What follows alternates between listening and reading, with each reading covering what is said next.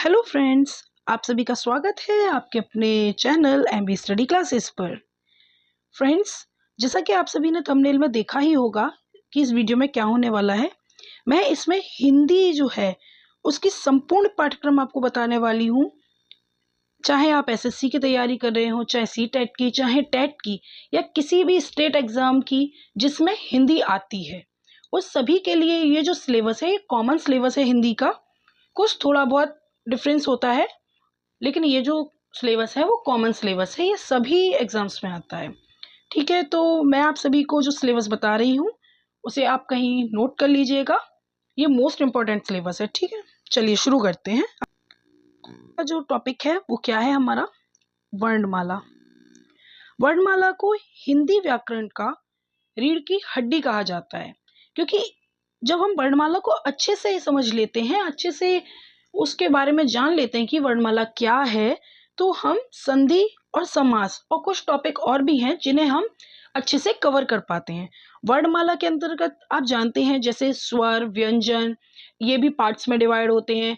जीभ के आधार पर, उच्चारण के आधार पर कई प्रकार से इनको भी डिवाइड किया गया है, तो वो सभी आपको वर्णमाला टॉपिक में पढ़ाया जाएगा।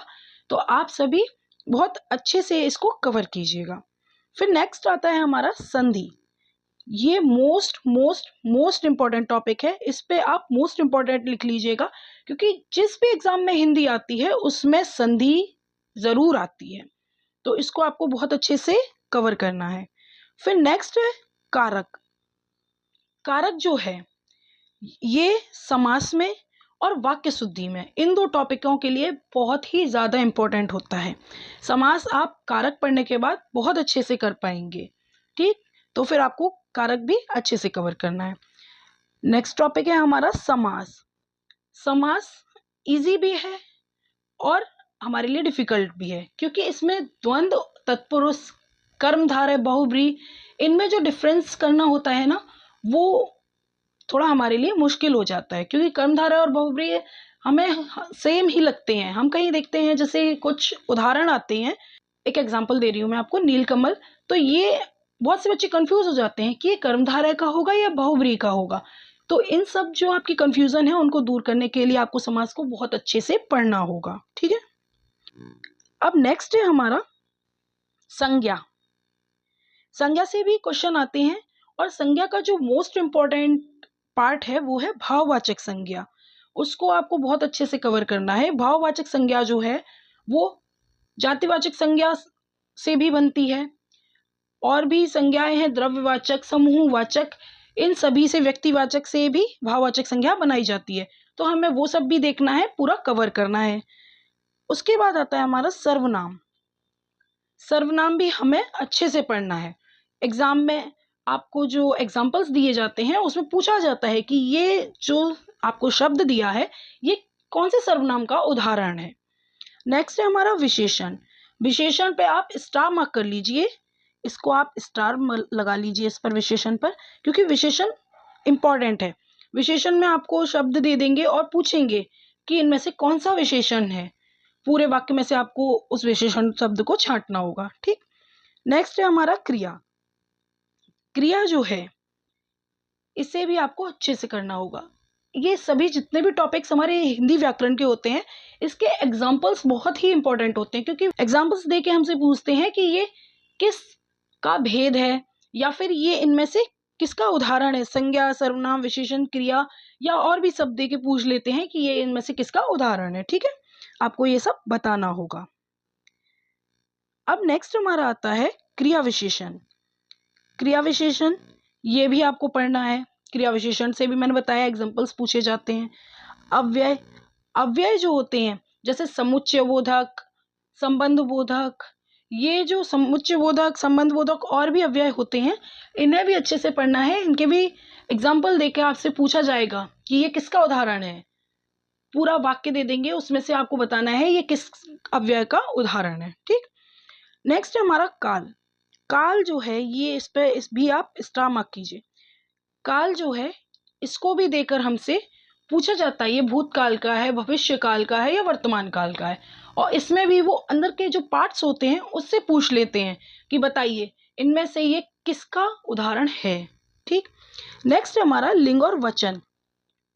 लिंग वचन, इसमें भी कई एग्जाम्स जो हैं उनमें पूछा गया है, शब्द पर्टिकुलर दे दिया और पूछा गया है ये किस लिंग का है, किस वचन का है, तो आपको वहां पर भी बताना होता है। अब चलते हैं नेक्स्ट टॉपिक की तरफ। नेक्स्ट टॉपिक हमारा है वाक्य। आपको वाक्य के भेद, वाक्य के जो भेद होते हैं उनके अंदर के जो भेद के भी अंदर जो भेद होते हैं वो दे देते हैं और पूछते हैं बताइए ये किसके आधार पर वाक्य के भेद हैं। तब आपको वहां पर जो फाइंड करना होता है तो आप कंफ्यूज हो जाते हैं। ये कंफ्यूजन आपको बिल्कुल नहीं रहनी चाहिए, आपका एक एक टॉपिक बिल्कुल ही क्लियर होना चाहिए। नेक्स्ट आता है वाच्य। वाच्य दिया जाता है, जैसे शब्द दे दिया, फिर उसके बाद उससे कहा जाएगा कि आपको इसे कर्तृवाच्य से कर्मवाच्य में बनाना है या भाववाच्य में बनाना है। तब आप उसको जो फाइंड कर पाएंगे ऑप्शंस से तभी कर पाएंगे जब आपको इसके रूल्स पता होंगे, आपको पता होगा कि हमें इसको कैसे फाइंड करना है। ठीक है। नेक्स्ट है हमारा उपसर्ग। उपसर्ग ये और प्रत्यय, ये दोनों जो टॉपिक हैं ये मोस्ट इंपॉर्टेंट है। ये हर एग्जाम में इससे एक क्वेश्चन जरूर आता है। आपको उपसर्ग या प्रत्यय वाला शब्द दे दिया जाएगा और बताया जाएगा कि आपको बताना होगा उसमें से कि कौन सा इसमें उपसर्ग या प्रत्यय है। शब्द में आपको ढूंढ के बताना पड़ेगा, या आपको उपसर्ग दे दिया जाएगा या प्रत्यय दे दिया जाएगा और नीचे लिख दिया जाएगा ये उपसर्ग है या प्रत्यय है, समास है, क्या है, आपको उसमें से फाइंड करना होगा। तो इसके लिए आपको उपसर्ग और प्रत्यय बिल्कुल क्लियर होने चाहिए, तभी आप उसको फाइंड कर पाएंगे। चलिए नेक्स्ट हम आते हैं पर्यायवाची। पर्यायवाची जो हैं ये तो आप जानते ही हैं कि ये vocab most most most important है, चाहे वो किसी भी एग्जाम के लिए हो। ये वोकैब जो पूरी है, पर्यायवाची, विलोम, मुहावरे, लोकोक्तियां, अनेक शब्दों के लिए एक शब्द, ये तो मोस्ट इंपॉर्टेंट है। नेक्स्ट जो है वो है रस, अलंकार, छंद। रस, अलंकार, छंद ये बहुत से एग्जाम्स में पूछे भी जाते हैं और नहीं भी पूछे जाते हैं, लेकिन हम जो है वो पूरा हिंदी सिलेबस कंप्लीट कर रहे हैं, इसलिए हम इसमें रस, अलंकार, छंद भी पढ़ेंगे। इनको आपको बहुत अच्छे से, बहुत ही इजी वे में इनको याद करना है। फिर आता है शुद्ध अशुद्ध शब्द। ये शुद्ध अशुद्ध शब्द क्या है? जैसे कोई शब्द है उसको गलत तरीके से लिखा गया है, आपको उसको सही तरीके से जो ऑप्शंस दिए गए हैं उसमें फाइंड करना है कि इसको कैसे लिखा जाता है। जैसे यही देख लेते हैं, जैसे ये शुद्ध लिखा हुआ है, ये शुद्ध लिखा है, ये हमारा बिल्कुल सही शब्द है, ये हमारा सही है। अब हमसे जो उसमें से ऑप्शन दिए जाएंगे उसमें हमें जैसे दे दिया, देखिए, या फिर हमें ये दे दिया जाएगा। अब हमें फाइंड करना है कि इसके सिमिलर कौन सा है, तो इसके सिमिलर जो है वो हमारा है ये वाला शुद्ध, क्योंकि इसमें नीचे हलंत लगी है, दा में आधा धा है, पूरा धा होता है तभी ये धा नीचे आ जाता है दा के। ये मैं आपको जब वर्णमाला पढ़ाऊंगी तब ये बताऊंगी कि आधा वर्ड कैसे होता है, पूरा वर्ण, ये सब कुछ आपको अच्छे से मैं समझाऊंगी वहां पर। ठीक है, चलिए अब नेक्स्ट देखते हैं हम। नेक्स्ट हमारा जो है वो है हिंदी भाषा का इतिहास। हिंदी भाषा का इतिहास जो टैट एग्जाम होते हैं उनमें ये पूछा जाता है, तो इसलिए आपको ये टैट के लिए इम्पोर्टेंट हो जाता है। हिंदी की बोलियां, हिंदी की जो बोलियां हैं, खड़ी बोली, ब्रज भाषा, और इसके कौन कौन बोलने वाले हैं, जो लेखक हैं उन्होंने अपनी रचनाओं को किस बोली में लिखा है, कौन से कवि हैं वो इन भाषाओं का यूज करते थे, वो सभी आपको अच्छे से याद करना पड़ेगा। फिर आते हैं प्रसिद्ध लेखक व उनकी रचनाएं, ये भी हमारे टैट एग्जाम में पूछे जाते हैं। और भी कई एग्जाम्स हैं जिनमें इनको पूछा जाता है, तो आपको ये भी कवर करने पड़ेंगे। जो फेमस हमारे राइटर्स हैं, पोइट हैं, उनकी जो पोएम हैं और क्या बोलते हैं स्टोरीज हैं, उन सभी को हमें अच्छे से पढ़ना होगा, जो मोस्ट इंपॉर्टेंट है।